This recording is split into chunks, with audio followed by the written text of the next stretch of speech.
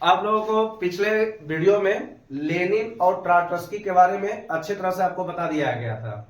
अब इसमें आपको यह भी बताया गया था कि जब लेनिन की मृत्यु 1924 ईस्वी को हुआ था, तो अब प्रश्न ये उठ रहा था कि रूस में किस व्यक्ति के हाथ में सत्ता आएगा, क्योंकि उस समय लेनिन का उत्तराधिकारी का प्रश्न उठ रहा था। हम आपको यह भी बताए थे कि जो लेनिन के जो मृत्यु हुआ था, यह हुआ था आपको 1924 ईस्वी को। लेनिन की जो मृत्यु जो हुआ था, यह हुआ था आपको 1924 ईस्वी को। अब यही लेनिन जो पूरे रूस में बहुत ज्यादा फेमस भी था बोल्शेविक क्रांति के माध्यम से, और जब लेनिन की मृत्यु हुआ तो पूरे देश भर में सवाल ये उठने लगा कि अब इसके स्थान पर कौन सा व्यक्ति होगा जो रूस को अच्छे से चलाएगा, रूस के बारे में अच्छा सोचेगा। इसीलिए बहुत सारे नेताओं के बीच में आपको विवाद आपको होते जा रहा था। ठीक है, सत्ता के लिए विवाद होते रहता है। ये सभी देशों की भी कहानी है कि अगर मान लेते हैं कि कहीं पर भी अगर सत्ता का लड़ाई चल रहा है तो हमेशा कहीं ना कहीं आपको सत्ता का विवाद आपको होगा ही।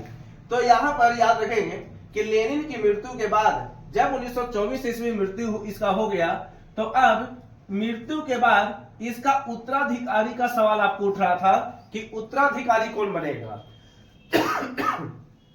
अब यहीं पर एक व्यक्ति का नाम आता है उत्तराधिकारी में, जिसका नाम है आपको स्टालिन। स्टालिन का नाम आता है। अब ये जो स्टालिन जो है, ये अचानक एक नाम उभरने वाला व्यक्ति है, और लेनिन की मृत्यु के बाद ये अचानक इसका नाम आता है। अब ये स्टालिन जो था, ये रूस के लिए बहुत कुछ किया भी। ध्यान रखेंगे कि यही स्टालिन है जिसे आधुनिक रूस का पिता भी कहा जाता है। आधुनिक रूस का पिता भी कहा जाता है।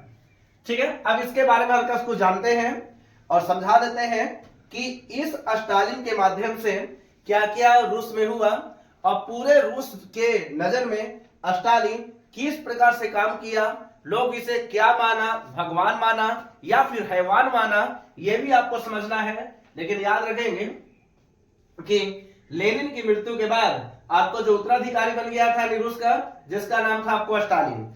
स्टालिन शुरू से ही वैसे नेता जो हमारे विरुद्ध यानी स्टालिन के विरुद्ध बोलेगा, उस सभी नेताओं को यह रास्ते से हटा दिया। इसने घोषणा किया, घोषणा यह था ना कि जितने भी नेता बोल्शेविक क्रांति में हिस्सा लिए हैं, बोल्शेविक क्रांति में जो हिस्सा लिए हैं, उसको मार दिया जाए। ठीक है, इसका घोषणा देखिए क्या है।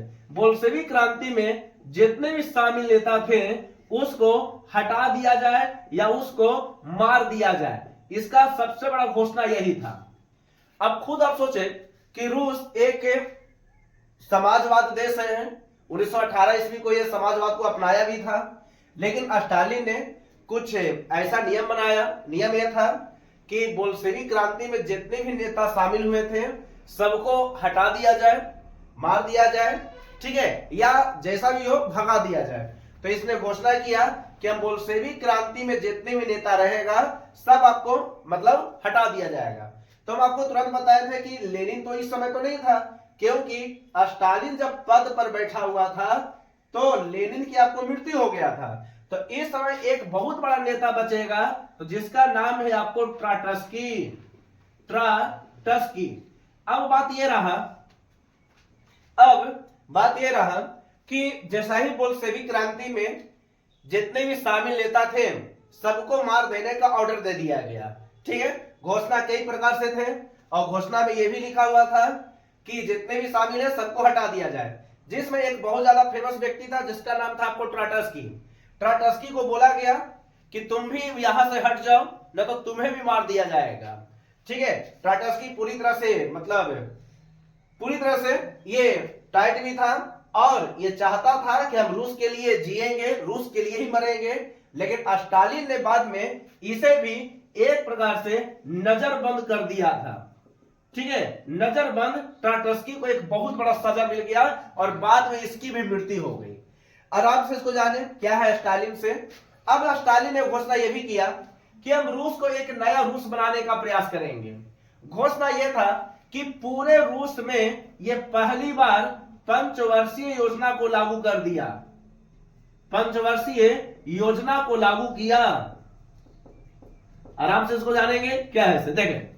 अब स्टालिन के द्वारा घोषणा हो गया कि रूस में पहली बार पंचवर्षीय योजना को हम लागू करेंगे। यहां पर नाम से स्पष्ट है, पंचवर्षीय योजना यानी वैसी योजना जो आपको 5 साल पर आती हो, उसी को कहते हैं पंचवर्षीय योजना।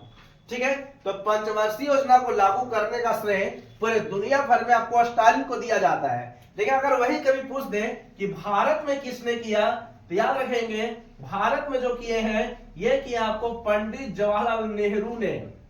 ठीक है, ये जब आपको इकोनॉमिक्स पढ़ाएंगे तो उसमें आप लोगों को बता देंगे कि किस किस प्रकार से पंचवर्षीय योजना आया और उसमें नेहरू जी का कितना बड़ा योगदान है, यह भी आपको बता दिया जाएगा। ठीक है, लेकिन अभी इतना ही जाने कि भारत में पंचवर्षीय योजना का जो जनक है ये नेहरू है, मोतीलाल नेहरू नहीं, जवाहरलाल नेहरू। जबकि पूरे दुनिया भर में पंचवर्षीय योजना का जो जनक है जिसका नाम है आपको स्टालिन।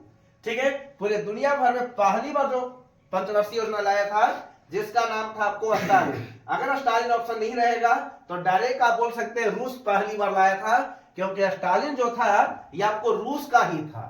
ठीक है, ये चीज जानेंगे। अब देखिए क्या वैसे अब ये हुआ ना कि स्टालिन ऐसा ऐसा कुछ नियम बना रहा था जो देश हित के बारे में भी था, यानी देश के अच्छे के बारे में भी था। इसने पंचवर्षीय योजना को लागू किया, इसने योजना आयोग को भी लागू कर दिया, योजना आयोग को लागू किया। ठीक है, यानी योजना आयोग का गठन किया। ध्यान रखेंगे कि अगर कभी पूछ दे कि भारत में गठन किसने किया, तो इसका भी नाम आपको यही रहेगा, ये भारत में। जबकि दुनिया में पहली बार योजना आयोग कौन लाया, तो इसका नाम याद रखेंगे स्टालिन। ठीक है, हम दोनों तरीका से आपको बता दे रहे हैं। जब आपको स्पेशल टॉपिक आपको योजना आयोग पढ़ाएंगे तो उस समय आपको बताया जाएगा कि योजना आयोग किस प्रकार से आया और योजना आयोग का योगदान भारत में कितना बड़ा होता है। लेकिन ध्यान रखेंगे कि वर्तमान सरकार ने योजना आयोग का नाम चेंज कर दिया है और इसी योजना आयोग को वर्तमान नाम में नीति आयोग कहा जाता है। ठीक है, प्रधानमंत्री नरेंद्र मोदी के यानी उन्हीं की कारण योजना आयोग का नामकरण आपको चेंज करके नीति आयोग कर दिया गया। लेकिन पहले हमें स्टालिन के बारे में पहले कुछ जानना है और किस प्रकार से काम किया है इसके बारे में भी आपको समझा देते हैं। देखें, अब स्टालिन के द्वारा कुछ घोषणा हुआ। घोषणा यह था कि पंचवर्षीय योजना लाएंगे, योजना आयोग को गठन करेंगे। चलो ये एक अच्छी बात भी है। ठीक है, ऐसा नहीं कि प्रत्येक व्यक्ति में दोषी होता है, कुछ ऐसे व्यक्ति होंगे जो अपनी तारीफ करवाने के लिए कुछ अच्छे अच्छे काम भी कर देते हैं। ठीक है, तो देखो एक घोषणा यह भी था कि बोल्शेविक क्रांति में जितने भी नेता शामिल हैं सबको मार दिया जाए। दूसरी बात यह हुआ कि पंचवर्षीय योजना को लागू कर दिया जाए। तीसरी बात यह हो गया कि योजना आयोग का गठन कर दिया जाए। ठीक है, ये जो स्टालिन जो था ना, ये शुरुआत से ही तानाशाह जैसा व्यवहार कर रहा था। ठीक है, तानाशाही था, ये तानाशाही जैसा व्यवहार कर रहा था। ये चीज समझेंगे, तानाशाही जैसा व्यवहार कर रहा था। और ये जो स्टालिन जो था ये खुद के दम पर चलता था कि बोलता था कि जो हम हैं हम ही पूरी दुनिया के मालिक भी बनेंगे। ठीक है, जो हम चाहेंगे वही कर सकते हैं। और ये स्टालिन जो था इसी की वजह से बाद में जो रूस था एक बहुत बड़ा ताकतवर देश बन जाता है और इसी स्टालिन को वर्तमान में भी आधुनिक रूस का पिता भी कहा जाता है। ध्यान रखेंगे कि यही स्टालिन जो था जो रूस को बहुत ज्यादा ताकतवर देश बनाया है। एक समय ऐसा भी था कि रूस छोटा छोटा देश से भी आपको हार जाता था। ठीक है, तुर्की से भी हारा है, जिसमें आपको बताया भी था कि क्रीमिया युद्ध में भी रूस की हार हुआ है, रूस जापान में भी रूस की हार हुआ है। एक छोटा सा देश था जिसका नाम था आपको जर्मनी। सन 1917 ईस्वी को जब प्रथम विश्व युद्ध हो रहा था तो उसमें भी आपको रूस को हरा दिया गया था। ठीक है, ये सारा कुछ आपको पढ़ा दिया गया है। अब यहां पर देखेंगे तानाशाही व्यवहार आपको कर रहा था, लेकिन ये जो व्यवहार जो था ना ये ये जो व्यवहार था ये मात्र 1953 ईस्वी तक ही चला, तानाशाही व्यवहार। क्यों चला? क्योंकि यही 1953 ईस्वी है जब इसकी मृत्यु हो गया। ठीक है, स्टालिन की मृत्यु जो हुआ था ये 1953 ईस्वी को हुआ। अब 1953 ईस्वी के पहले अगर चलेंगे तो पूरे दुनिया भर में आपको एक वर्ल्ड वार भी चल रहा था जिसका नाम था आपको सेकेंड वर्ल्ड वार। ठीक है, बहुत जरूरी है, इसको भी जान लेंगे थोड़ा सा। देखें, अब यहीं पर एक वर्ल्ड वार चल रहा था जिसका नाम था आपको सेकेंड वर्ल्ड वार। ठीक है, ये चीज समझे, यह चला था आपको 1939 से लेकर 1945 ईस्वी तक। अब ये जो सेकेंड वर्ल्ड वार जो है 1939 से लेकर 1945 ईस्वी तक जो चला था, तो इस दरमियान स्टालिन जो था ना ये कमजोर देश के साथ नहीं था, ये रूस को इतना मजबूत बना दिया कि इस वर्ल्ड वार में रूस एक ताकतवर देश के रूप में उभर आया। ठीक है, स्टालिन को ऐसा ही महान आत्मा नहीं कहा जाता है, ध्यान रखेंगे। स्टालिन रूस के लिए बहुत अच्छा नेक काम किया, यानी नेक काम किया, और इसी की वजह से बाद में आधुनिक रूस का जनक भी इसको कहा गया। ठीक है, ये चीज समझेंगे। तो इसीलिए सेकेंड वर्ल्ड वार में आपको रूस की हार नहीं हुआ था, क्योंकि रूस एक ताकतवर देश के रूप में आपको नजर आ रहा था। लेकिन बाद में 1953 ईस्वी को स्टालिन की मृत्यु हो जाती है। अब यह जो स्टालिन जो हमारा जो चैप्टर था ये आपको लास्ट था, लेकिन यहां पर कुछ और टॉपिक आ जाता है जिसका नाम है आपको, छोटा छोटा पॉइंट्स है, एक पॉइंट आपको मिलता है जिसका नाम है आपको शीत युद्ध। शीत युद्ध, अब छोटा छोटा पॉइंट्स है, इस पॉइंट्स को भी जान ले क्या है इसे।